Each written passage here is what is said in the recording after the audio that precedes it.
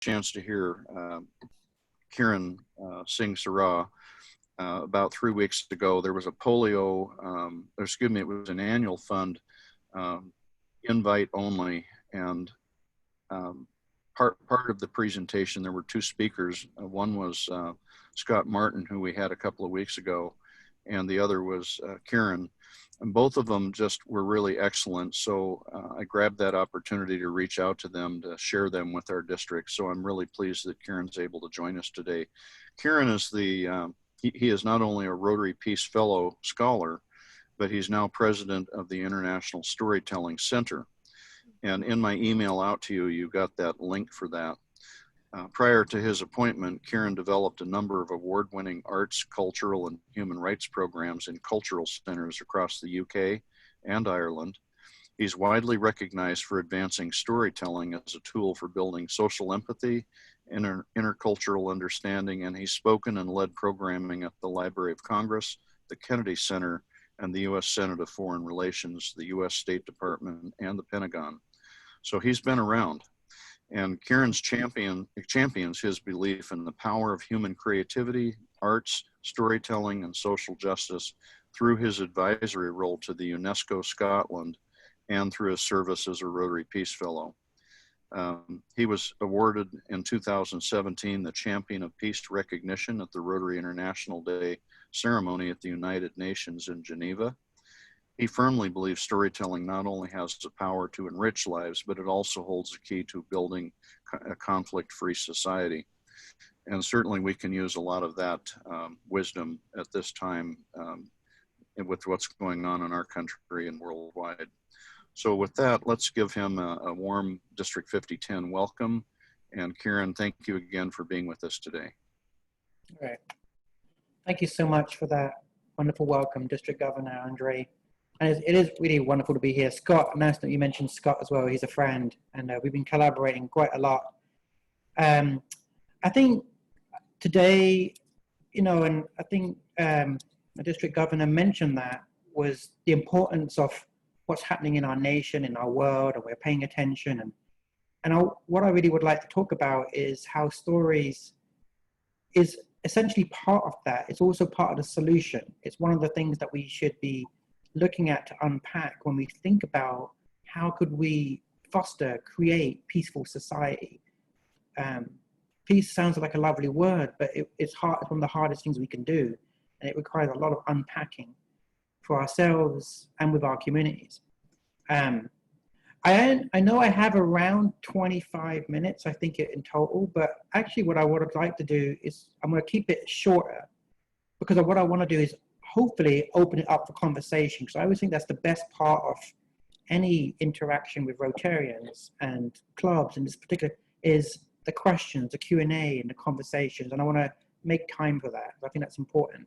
And obviously if we get cut off, then we get cut off, but we'll see how this goes. Well, I want to start off actually, a nice way to start is a question, is how many of you consider yourselves to be storytellers? And you can raise your hands, perhaps.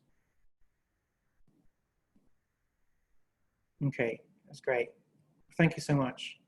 Well, in my line of work, as you know, as the president of the International Storytelling Center, I actually say that you're all storytellers, or at least you all have the potential to be. And I say that why? Because to tell your story is also one of the greatest universal cultural expressions, and by its very nature, is a truly democratic art form. It's also one of the greatest gifts that we can use to not only enrich our lives, but also the lives of others. And it's something that we can use to help foster healing, for coming together, and to change the world. And essentially, this is actually the vision of the International Storytelling Center, the building that I'm in right now, and the organization that I run and oversee. And I've been with the ISC, we call it ISC, the International Storytelling Center, actually since 2013. But the story behind my organization, it actually began before I was born. It began over 48 years ago, around 48 years ago, when a local high school teacher, he decided he wanted to help save a dying mountain town. And he created an annual event that he boldly called the National Storytelling Festival. It was a small event. It took place just around the corner. 60 people came. They gathered on a wagon. The stages were hay bales, but there was enough magic that took place at that event to spark a movement, and it was something that my predecessor likes to call a storytelling revolution. So let's think about that word, storytelling revolution. It kind of has a ring to it, doesn't it? Well, at around the same time, there was a less quaint revolution happening in another part of the world, and that revolution involved my family. My family were living in Uganda at the time, in East Africa. And it was the summer of 1972. I remember it was before I was born, 4 years before I was born. And there was an announcement on the Ugandan public radio by the then dictator Idi Amin. And he declared that all Ugandan Asians had 3 months to flee the country or they'd all be executed. Now that meant around 50,000 people, including my family, had to flee. And they had 3 months to flee. They fled the borders. My family went to Britain because they were born as British citizens at that time, so they could go to Britain. And they couldn't carry much, and what they did have, they was taken by robbers en route to the airport. They left behind all their possessions, tropical heat of East Africa, and they arrived in a small English town called Eastbourne in the middle of a British winter. And this was where I was born. Now, for the most part, the vast majority of people were incredibly kind and they were welcoming to my family. But there were some that were not so welcoming. As an immigrant family, I was the first person of color born in my hometown. There was racism in my small community. As a kid, that's not how you thought of it. I just knew it was hard to understand why I felt so different. Home was always a really safe place and it was familiar. But whenever I had to leave the house, I felt like I had to be constantly on my guard. It was hard to concentrate, and sometimes I would end up causing trouble instead. But things started to change for me when my head teacher in our weekly school assemblies started to tell stories. Mr. George. Mr. George was an older gentleman. He was white. He wore a tweed jacket and a beautiful, kind face. And he told us these folk tales and these traditional tales from all over the world. And one of them really spoke to me. And it was a story about a prince who gives up his worldly riches and goes out into the world to explore the world. But he takes 2 objects with him, a cup and a toothbrush. And one day he sees somebody break a twig from a tree and chewing it to release these juices that would clean his teeth. And he realized he didn't need his toothbrush anymore, so he threw it away. Another day he sees somebody bent double by a river and cupping his hands together in the shape of a bowl to drink the water. And he realized he didn't need his cup anymore, so he threw that away. Listening to that story, I began to observe the world in a different way. Not only did that story help paint a story of a picture of a world beyond what I already knew or understood around me, but it connected me to this idea that perhaps the world provides all the things that we need to live in it. That story helped turn my fear into hope, and it helped me see the possibilities before when I'd only seen the challenges. And it helped me see my own family's difficult situation, my family showing up in an unfamiliar country with nothing but the shirts on their back in a new way. They didn't need material things to connect to new people or have new experiences or to remember the old ones. And I began to understand myself, the world, and my place in that world. And I started to see the outlines of the story that I wanted to see in the world and how I can make it happen. Now, fast forward many years to 2011. I'm living in Scotland. I've done a whole bunch of work, become a teacher, working on peace and justice projects and using the arts. But I found myself thinking about Mr. George's Prince again when I left my job in Scotland to become a Rotary Peace Fellow at the University of North Carolina in Chapel Hill. I more or less gave away all my possessions, and I packed what I could into 2 small suitcases. I did pack a toothbrush, I'd say that. I reflected back on my parents' arrival in the UK all those years ago, when they couldn't take their personal possessions with them, but they could take their memories and their traditions, and they kept them alive through the stories that they passed on to me.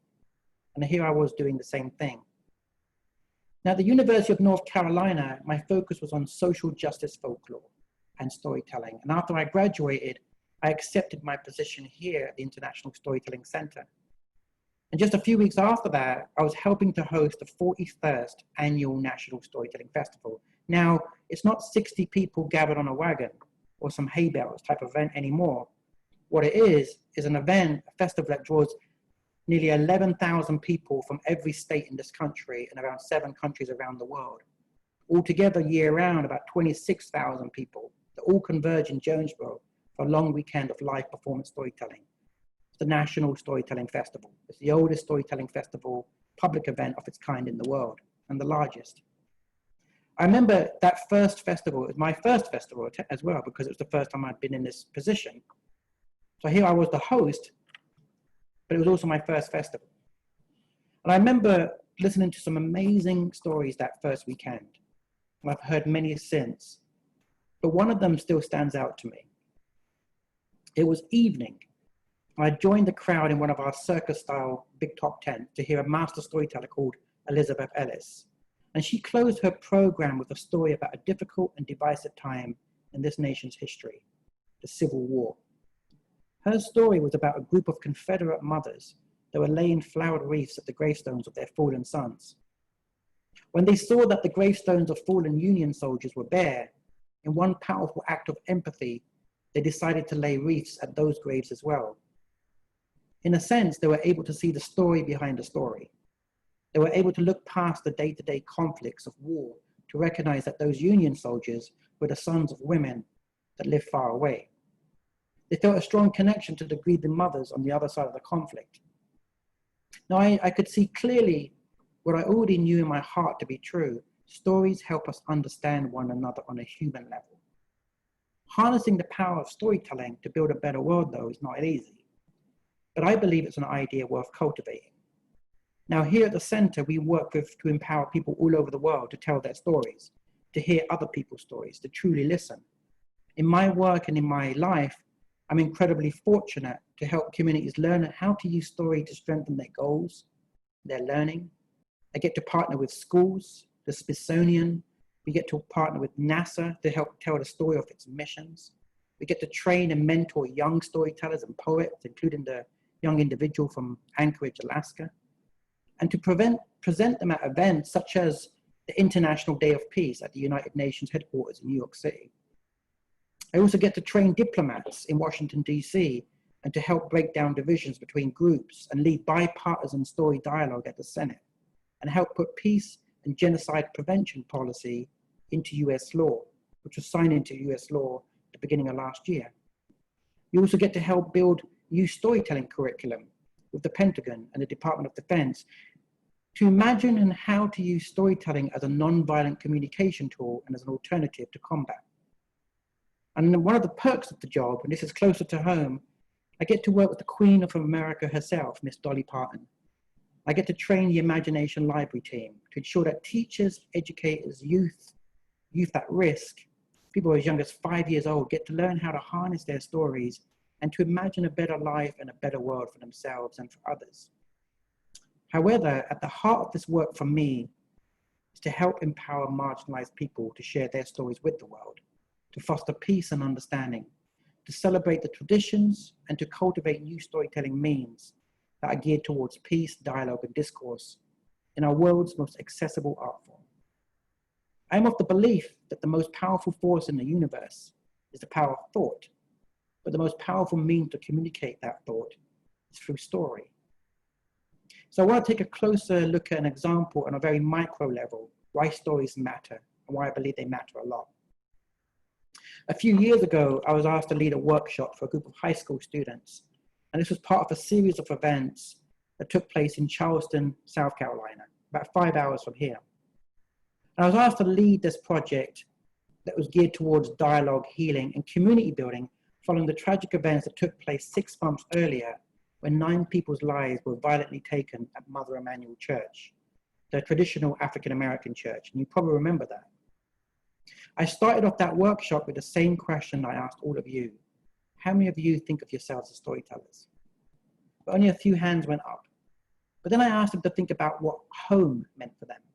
I asked them to describe their city, their lives, their families, their communities, their walk home from school, what matters to them. And by the end of a 3-hour workshop, all of them had a story to tell.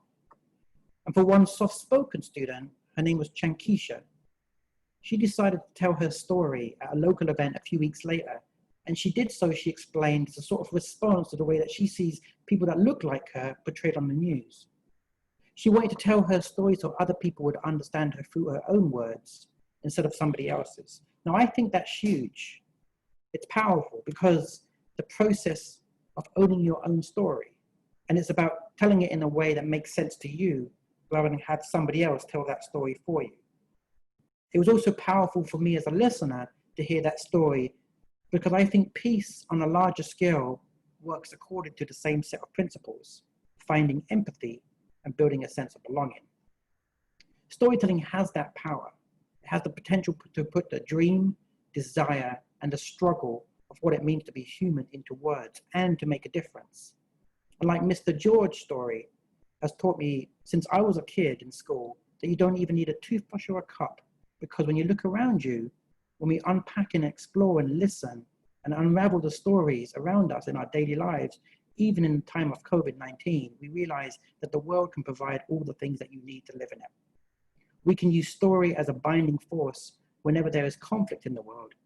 And we can do that just by listening. So thank you all for listening. And I'm going to open it up to questions. I do have one other project I'd like to tell you about, but I think I'd like to stop there and to open it up to a conversation. So thank you very much.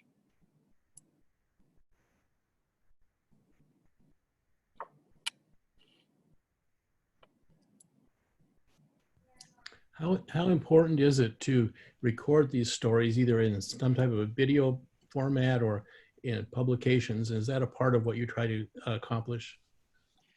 Absolutely, yeah. We've been recording every single story since 1973, and we have the largest single collection in the world that tells the story of the storytelling movement, and it's held at the American Folklife Center at the Library of Congress. So the Library of Congress is our formal partner, and we're currently working on a process to digitize that entire collection, which is an incredible collection. It includes original stories from Pete Seeger, Alex Haley, Doc McConnell, Gamble Roy, from every state in this country, every cultural group. And the idea is to, with the documentation, we've also got 4,000 hours, I think, of moving image. By digitizing that and making that accessible to schools across the country, the way we see it is people could understand the diversities of stories that we have. We can celebrate our cultural heritage, not as a single story, but as an incredibly diverse nation. And that's kind of the idea of that. So it's really important to document, that's also for the stories that might be told on stage, but also for ourselves. And one of the projects that we do right now, that I'm doing right now, is training healthcare professionals on how to document their own stories and their own experiences. Particularly because I say in 100 years from now, when we look back, people are not interested in the CNN or the Fox News stories. They're interested in your journals, your stories as healthcare workers, as farm workers, as Rotarians. When we document our own stories, then we have the potential to tell it in a way that is detailed and relates to the everyday experience. So documentation is very important, yeah. Look at what happened in Rwanda. All the same race, but different tribes. And in Kenya, they have 42 different tribes, but yet some from the very highest elected officials that were instigated to go and kill certain people of a certain tribe. Should this racism maybe be redefined as tribalism more than racism? I don't know. I mean, I don't know if it could be redefined. I think it is what it is. I think narrative is incredibly important. As I say, story is something that has the power to create wars, but it has the power to stop them. Narrative is incredibly important. A narrative is the thing that takes us to war. It can prevent it. It's the thing that can build dialogue. The United States of America is built on story. It's built on identity, right? So I think whether it's defined as tribalism or caste inequality or racism, race is a construct as well. Tribalism is a construct. A tribe is a construct. It's made up. It's an idea. It's a story in a sense. So you know, and one example being like, I grew up with an understanding of racism from personal experiences. But when I moved to Scotland and Northern Ireland, I worked a lot with paramilitaries coming out of a sectarian conflict after a 30-year war, which is very a tribalistic a sense, because this is white people, Catholics and Protestants. And what I was able to share in my experience was that the connection between racism and sectarian violence was that both were to do with fear of the other, right? And hate. One was to do with race, a social construct, and one was to do with religion, another construct. Right? So it's however we define it in different contexts or different places, you know, that is part of the culture. However, the idea is the thread behind it. What is it that's driving that tribalism? What is it that's driving the racism and the difference? And that's the thing that we have to kind of explore. And I think a lot of it is fear of the other, fear of the unknown, fear of change. And it's why we have, you know, we have a rhetoric sometimes that's it can quite be dangerous when we talk about immigrants being dangerous, and that creates a story. But it creates fear. It drives something that's very part of our humanity. That's it's almost tapping into a dangerous part of our humanity. Fear can be beneficial in certain contexts. It can be a survival tool, but in other contexts, it can be very dangerous. It can drive a wedge between us. Got a question for you real quick. This is George Frushar from Anchorage, Alaska. And I assume that most of your stories are oral stories. I know before my father died, he put together his life history in sort of a storybook fashion of this is the way it's been. You know, somebody that lived through World War I, World War II, Korea, the Depression, all sorts of things. Are you interested at all in the storytelling from a written standpoint? We are definitely. We take a very holistic approach to storytelling as an umbrella in all forms, including we work in the digital realm, in augmented reality. We create games. We have a project, a storytelling video game, the written form, spoken word, but what we do sort of try to emphasize is that storytelling is a sacred act. And before the time of, if you talk to someone now, particularly now, you would say, what is storytelling? They would say, it's the moth, it's StoryCorps, it's digital. But if you talk to somebody of an older generation, they will remember the time when they sat on the front porch with their grandmother and listened to stories from their family experiences. And that is done in the oral tradition. And that sacred inter-exchange is really important. I'm not saying the virtual experience isn't, because I think this is sacred as well. But the actual exchange of the oral, being together, sharing time and fellowship in that space is a sacred activity. It's the thing that builds community. And it's a two-way process. You need a storyteller and you need a listener. And actually the art of storytelling is, I would say, is 80% about the listening, the art of listening, and helping us to teach us and finding ways to listen. We try to really sort of emphasize the oral tradition in our work, because that's what, and we try to remind the world that the oral tradition, the sacred act of stories told live, one-on-one, has to be preserved. We might move very fast in the digital realm, but we must remain intact to our ancestors. 40,000-year-old civilizations, to understand where we come from is in this tradition. And it's important to peace as well, peace and understanding. As a follow-up to my other one, this is, based upon sorry. Yeah, as a follow-up, you would really enjoy a visit to Alaska then, because the native population has a very big oral tradition of passing on information from families, and it's really quite heartening to get into some of those areas. I would love to come to Alaska. My best friend is from Alaska here, so we're planning a trip at some point. I'd love to come. I think Anne or Catherine was about to say something. Yes, thank you. And thank you for your presentation. And I wanted to share with you how your work is happening here on a local level in Anchorage, Alaska. we have a wonderful group called Storyworks. It was started about 5 years ago by some teachers who left the classroom and have used the power of storytelling to help reluctant writers or non-writers in high school. And they started with some grants to help at Bartlett High School and West High School. And their movement has grown and they've become a nonprofit.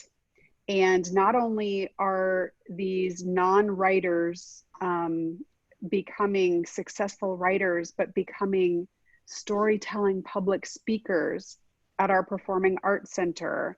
And as you said, yes, it is powerful to be able to tell your story, but the other most validating thing for these children is being heard, and that their story is heard and they are supported and validated, and they are discovering that with these words and with this power to be heard, that they can do things with their lives. And so I just want you to know that this kind of work, we are seeing that here. We are seeing it where you are. We are seeing it with youth. And as you say, there is a magic in that connection, in that moment of telling the story and hearing the story. And I think that is transformative. And it is also one of those things that brings down barriers between peoples, because you develop a connection and an understanding and an empathy in real time that maybe otherwise you wouldn't. So thank you for your work. Thank you. I just want you to know that it is also happening in little pockets around here, and it's making changes.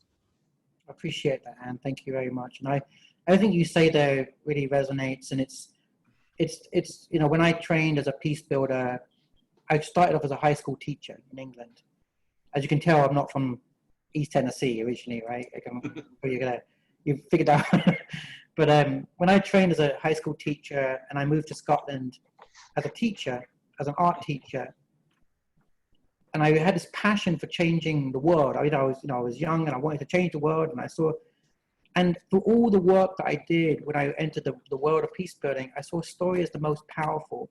And also because when I was a kid growing up in South England and I got into trouble, there was certain individuals like Mr. George that listened. It was my father that listened.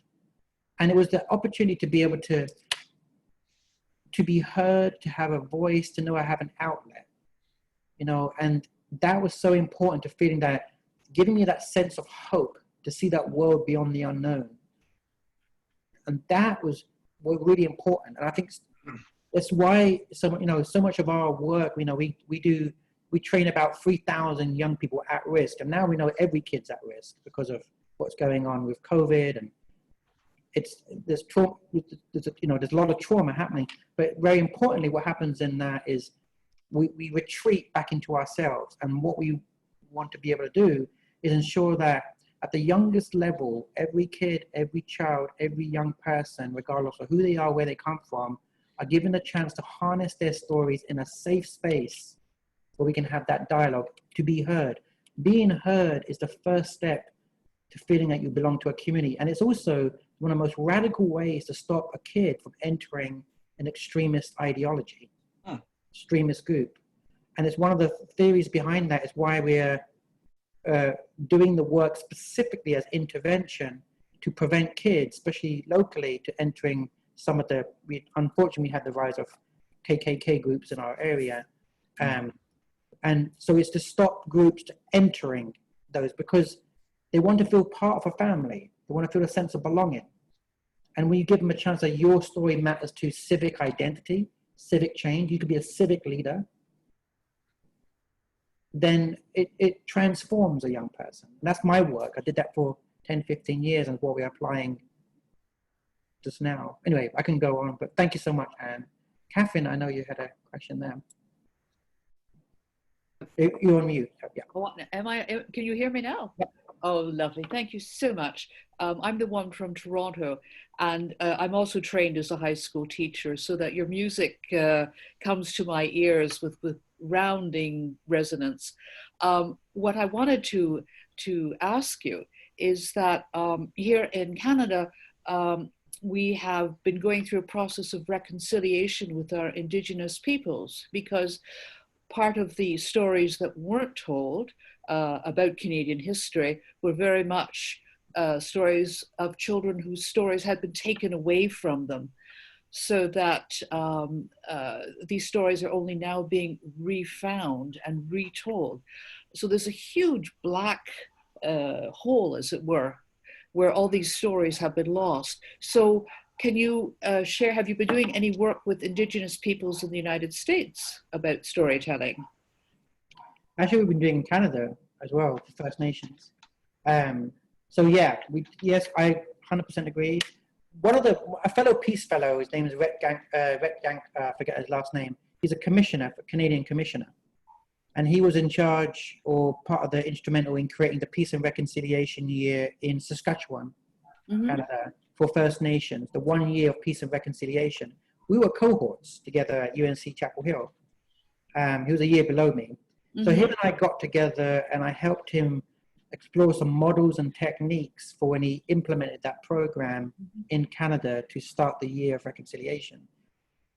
One of the ways that we work, and right now we're working in Australia as well, with helping Aboriginal First Nations populations recognize how they might be able to use their story for empowerment to help bring that sort of reconciliation, understanding, build empathy. And it's, it goes two ways. It's also about hearing stories from other people's perspectives. And it's controversial, but I think it's very important. I put this in the context. Sorry, I'm going off in tangents a little bit, but I just want to say that storytelling is the traditional guardians of story has always been the Indigenous populations, because they've preserved it in the oral traditions for 40,000 years up to present day. It's just right now we're turning it into social media and Facebook and digital realm. But what the Indigenous peoples have always talked about, it's medicine. It's medicine for our community. It's medicine for the soul. It's medicine that binds us. And we must listen to that, because there's traditional knowledge that's very important. At the same time, it's important for me, and I can do this partly with a British accent, a person of color, facilitate conversations. But when you see symbols as powerful as the Confederate flag, or as powerful as the Union Jack is in Northern Ireland, these are powerful symbols. The flag is the same, but the meaning behind it is different. So we can use that. And it might mean that the meaning attached to a story behind that flag is going to be different for different people. It's not saying one is right or wrong. It's not about that. It's about saying, let's find a space to listen to what that experience might be for an individual. And that in that space is where we build, we don't have to agree with it, but we build understanding. I would understand you more. I can empathize with your experience. I won't agree with it, but I can see where you come from. When I know you, they say the closest distance between two people is a story. And when you know their story, you don't ever have an enemy anymore, because you are now connected. And that is essentially the binding component, the core to all peace building. If we have it in this nation with what's going on, if we could understand it from different perspectives, different people's perspectives, and we have our conversations in person and not on media, then we can create a space where we build camaraderie. The first Black Lives Matter rally that happened here 4 years ago, one thing that I did was I invited my white Republican mayor, who was a friend, and the organizers of the Black Lives Matter rally. They were about to have this rally, but there was a lot of tension. So I said, okay, you're all coming to my house. They turned up the day before the rally at my house. They took their shoes off. And I cooked a big curry, a meal, Indian meal. And I said, before we talk politics, we're going to eat food. We're going to break bread together. And that just literally disarmed everybody. And we said, we're going to share our stories. And we all collaborated in a way that the rally could go ahead, but there was no violence. It was done in cooperation, and it was done with police support and collaboration. And that is a way that we can do it. We don't have to agree with every issue or topic, but if we find that safe space for that dialogue. Sorry, I go very preachy here. It's what I do. Your words again are music to my ears. So thank you. Kiran, this is on. I just wanted to share with you that here in Alaska, we have a program called the Alaska Teen Media Institute. And it is a group of teens that have developed their interviewing skills, and they go out and they do feature stories on things that happen in their community. And through the line of questioning that they ask in their interviews, they educe these beautiful stories, and then they put them to a radio story, and they share those. They've won a lot of national awards. And I think that we have so many young people that if they were given that opportunity to be a part of something like that and go out and listen and come back and share these stories, how powerful it would be. We have a lot of young people that are just, searching for, who am I and what do I have to offer the world? And yet I listen to these other young people as part of ATME and the work that they've done. They've received awards that even people that have been seasoned veterans in the the news industry receive these awards, and these kids are competing against them and winning. It's very powerful. I'd love to have you connect with Karen Zeman, who's based in Anchorage for the Alaska Teen Media Institute. The second piece that I wanted to share is one of my favorite things to do is to talk about my own father's story. When he was 18, and he grew up in France, and he grew up in France, but before he turned 18 during the war, he had to go out to the coast. And eventually at 18, he came to the United States, and his story that I learned when I was very young about how it happened that he came to the United States and his humble beginnings, that's a piece of me. And, when I hear people talk badly about immigrants and how they have no rights to be here and we only want to have the best and the brightest, I'm so proud of my father and what he was able to make of his life with that single opportunity to be able to come to the United States. And I know that there's lots of immigrants in our country that have a story, but few people know their story. And if they knew their story, they would appreciate even more that most of them just want a better life. And when I think of some of the tensions that are longstanding that we've had in the world, but in particular with race in America, I think that every time we have a situation like we have this past few weeks that we've witnessed, there are those that hear the story and they really understand what a lot of people are saying. And you have others that the only thing they see is violence and looting. And so they choose to focus on that rather than the people who are there to protest peacefully and want to have that conversation. And I think that's the hardest thing, is how do you have that conversation? Yeah. Have any thoughts about that? Well, I'll just riff off that last part. You said, how do you have that conversation? I mean, I think there's a lot in what you said, and I think it is very, I mean, I'm an immigrant to this country. I run an organization, but my parents were refugees to Britain as well. So I've got multiple layers of that experience. I relate to that. And there's a folklore metaphor we use called a palimpsest. And if I were to imagine like a piece of paper, I can't really hold it because a palimpsest is that old scroll, the old fashioned scroll where people used to write on that scroll. And because of the lack of paper, they would then scrape off the ink. But when you look at the palimpsest, the scroll, the parchment scroll, you could see the layers of writing from previous times. Now take that as a metaphor and apply that to a place, Jonesboro, where I'm standing right now, right? You can look back and go to a palimpsest of stories, look at the writing before, right back to the land of the Cherokee, which this is, the land of the Cherokee, or back to the Civil War, or back to 10 years ago. But we can apply that to ourselves. We're all palimpsests. We are made up of the DNA of our stories, of our heritage, our grandparents, our great-grandparents, our ancestors, our experiences. Our nation is one incredible palimpsest that's made up of so many different stories, made up of different places and communities. And that's the bit we celebrate. There's no single story as a linear. It's very diverse. How do we create the safe spaces? That creates work. I think it's very important. I have an op-ed in the Washington Post coming out next week about that topic, the importance for preserving cultural institutions, libraries, museums.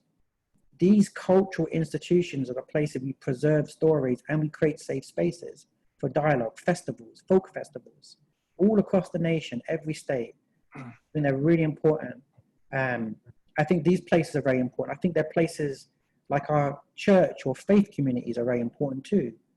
You know, these are safe spaces. We have to create that safe environment for stories to take place in a meaningful way without feeling rushed or criticized, and without judgment. We can listen with respect. That could be a front porch. It can be many settings. So I think these are really important. I don't know if it's a right time to maybe just mention the last project that we're doing right now, because I think it relates.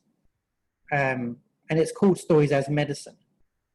Now, this is the most recent project that we're doing right now that we've been doing since the pandemic. And it uses my peace building skills, but what we're doing is we're taking the concept of stories as a healing tool, and we're working directly with healthcare workers on the front line. We're actually working with about 300 public health medical teams, nurse practitioners that are working directly with COVID-19 patients so that they can use story as part of the healing process. And in the event of someone dying, that process, that relationship, if someone's not trained in hospice care, they get to witness someone's story. They get to facilitate story conversations and to support our medical teams and our front of health teams to learn how to use story to strengthen their work and their practice in this need that we are. But we're also expanding that to humanitarians, Rotarians, to learn the skills of how you can take your story and empower people around you. How could you be the storytelling trainer for healthcare workers, Rotaracts, young people, community groups, or you could layer it into service projects. So every service project, you can layer a story training into that. And that's the project we're working on right now. And that's the one that, you know, if you would like to learn more about it, I could send you details. It is a project that requires funding. It hasn't got any grant funding because it's brand new. But I have got a conversation with the head of the global grants team next week, 2 weeks, with the idea of, you know, spreading out. But if there's interest, particularly in that program, I could send you details. You know, we're an institution that I employ about 111 people. 80% of my revenue comes from big events, which we can't have. So we're kind of really imagining what we do right now. And so we can sort of survive as an institution in the years, this year and the year to come. So a lot of these programs are they've been reimagined so we can still do our work, but they're coming without revenue. We can't generate our own revenue for it. So we're kind of trying to monetize it with an equity lens so that those can afford it, can pay, so we can offer it to communities in most distress, communities, grassroots organizations. So it's kind of like a balance. So yeah, I could be willing to send that information if anybody would be interested. Hi, Kiran Deep. I'm Joe Cash. I'm following Andre, although I'm not sure I can quite fit in the very large shoes he's emblazoned in the last several months. One of the things we did a pilot project in my small town Rotary Club, much smaller than Johnson City, by the way, where I've been when I used to live in DC, is an oral history project working with the state archives and the state historian as a zero-cost project. And listening to you and very much listening to Andre's notion with the teen project, which I confess I was not aware of previously, I can see some real synergism putting together an oral history project. In our case, we are a state where we were literally homesteaded. And a lot of the homesteaders are starting to die off. You know, they're in their 90s now. So they're dying off from the 50s, 60s, 70s. And we're trying to preserve that with a no-cost project to go and just work with the state archives. I would be delighted deeply if we could synergize that earlier, that more technical approach, preserving with the state archives, with your deep guidance and with Andre's teens. I could see that as a dynamite and basically zero cost project. We could do district wide over the next several years, which might be helpful in a time of tight money as well. But I'm very, very impressed by hearing what you had to say and discuss today. And I just wanted to thank you so much for that. It makes an awful lot of sense. You probably remember some of the pugwash conferences or about, I participated in pugwash conferences over the years. And there were some of the most effective ways, as you say, people breaking bread or maybe sharing some Slivovitz together that I've ever seen in terms of avoiding the kind of misunderstanding that could result in seriously escalated tensions. I'm just so impressed by what you guys are talking about and by the good sense. I would be delighted if we could continue beyond today. And I've sent you my email and phone number. What I'll do is because I have Andre's email, I'll send you my email and a bit of background, and maybe that could be forwarded to you all to give you more details. And there's some free resources that you can implement, no problem. I would be very upfront. My challenge right now is that we work with hundreds of organizations around the nation and the world. But at the same time, if I don't get grant money in, I can't have a team, and I have to furlough my team. You know, basically the entire town's survival relies on the work that I do. And if I don't bring in revenue, then this town won't survive. Yeah. So I upfront can't do free work. I wasn't asking you to do that. I was going to ask you to maybe just go and share this again with a broader setting in 1 or 2 times.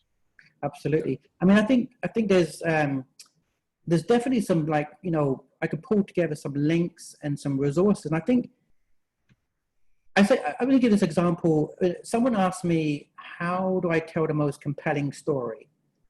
And often people look for the formula. And I say it like this: when Michelangelo went to paint the Sixtine Chapel, he didn't learn to paint in a 1-hour workshop on how to paint. Mm-hmm. And I think storytelling is so inherent to our lives. Our lives should never be put into a 140 character tweet. Your story, the story of your grandfather, your parents, your experiences are so nuanced and so sacred that it's a masterpiece. And if the storytelling is one of the most hardest things we can do, where you unpack your joy and your suffering. And I think it's really hard work. And what I always try and think to do is, I'm not going to provide you a formula. I'm going to provide you a palette, a toolkit, so that you can mix the paint yourself, and you go into your own memory and discover what are the moments. And this is one question I ask in training. Tell me of the moment in your life experience that made you wanting to make the world a different place. I asked that same question at the Senate in 2016 with Republicans and Democrats. And I asked that question: what was the moment that brought you to this table to make a contribution to peace in our world? And I had members of the Foreign Relations Committee, I had Quakers, Hindus, Christians, Democrats, Republicans, and together in that room, we decided we were going to work on a bipartisan bill. It took 2 years, and it was signed by the president into US law. And that was bipartisan work because we found common ground. And that is the kind of types of questions that we want to, but it's your story of how you became a Rotarian. What are the moments? Why did you, what are the moments that you wanted to make? And essentially, Rotary is this public service. We want to make the world a better place. So what is it about your value, your personal experience, that connects it to the value of Rotary? And that's where the story part lies. Anyway, as you can tell, I can talk. Appreciate that, Joe.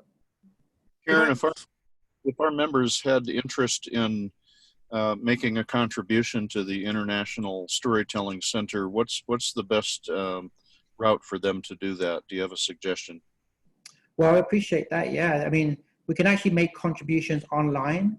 You go to our website, and there's a section to support us, it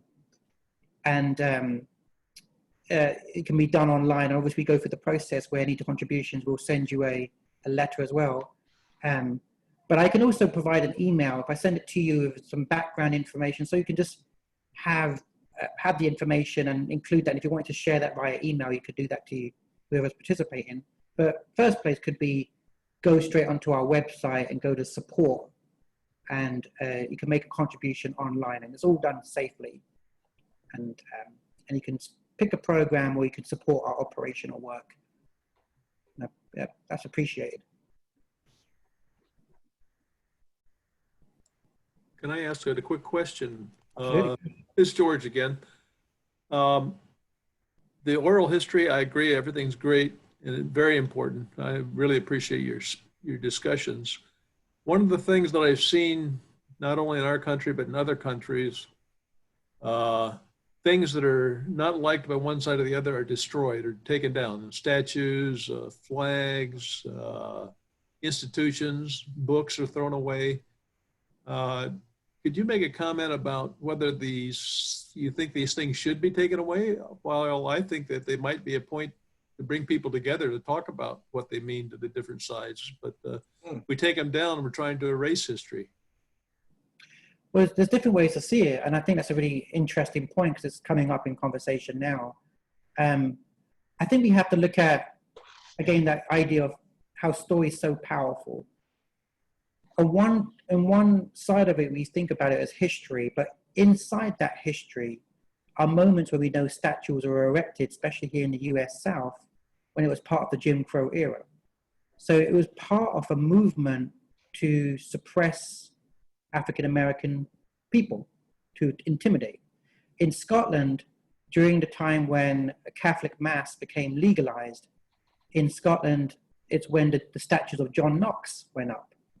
And the John Knox was saying this is Protestant land, and it was basically to dominate and to show power. And I think there are also examples, and my friend did a lot of research in the preservation of the Third Reich, where Germany as a nation particularly looked at their statues of the Third Reich as a way to create a narrative of a time that we don't want to go back to. I don't think that conversation has fully happened with our statues in this country. It's been a kind of a continuation of statues going up, but not a kind of conversation of a place we don't want to go back to. And unfortunately, without the dialogue part, we don't have that empathy. And I think unless a nation is really forced to grapple with its story and its internal dialogue, its internal trauma, then we can't really have that discussion about, okay, how do we take this and maybe reinterpret its plaque so that it helps us to remind us of a time we don't want to go back to. So I think there are ways in which it can be done case by case, but I think that partly it is that when have we been forced as a nation to have a really deep dive conversation about the story of who we are as a nation? And without that, we can't have that space. So it's not an easy one to say it should come down or stay up, because I think history means different things to different people. Well, Kiran, we're about the time that we should be wrapping up. I just would like to thank you so much for taking time to share with us today. A lot of great questions from our participants. I hope that we can stay in touch with you and some of the future work that you're doing. I'm curious, are there some reading material that you have looked at recently that's kind of informed you about much of what you just said in that last 2 or 3 minutes? That's refreshing to hear you present it that way, and I'm just wondering if there's anything that you would recommend to the group as good reading material. That's interesting. There is an article I just got by Brian Stevenson. I might see if I can send that in a link. it's something I've been thinking about for a lot, actually. It's not just recent, because I've lived in the South for 8 years, and it's, you know, but I also did a lot of this work in Northern Ireland, so it was always around me. So I don't have any reading material as such, but it's something I've thought about a lot, I'd say. I might have to, I don't have any, nothing I can reference. But I might suggest things like the Equal Justice Initiative or the Center for Peace and Justice in Montgomery, Alabama. They might be worth sort of tapping into. And I'll see if I can put a little bit of some references together and send it to you as well in that email.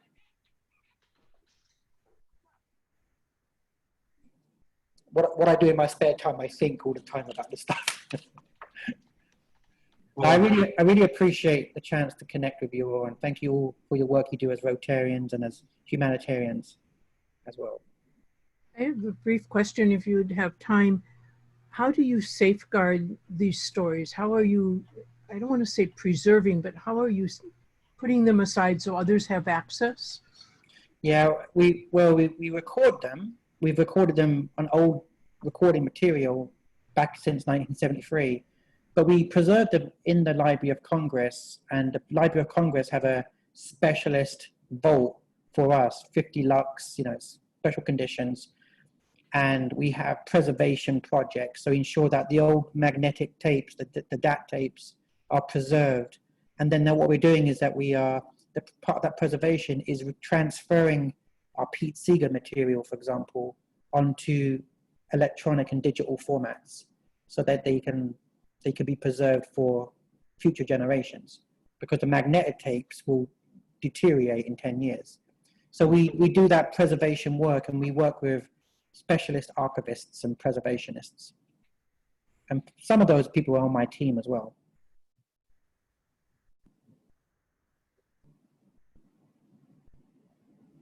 Well, I think we're at the end. And Kiran, thank you so much. And for all of you participated today, thank you for calling in. And everybody have a great week.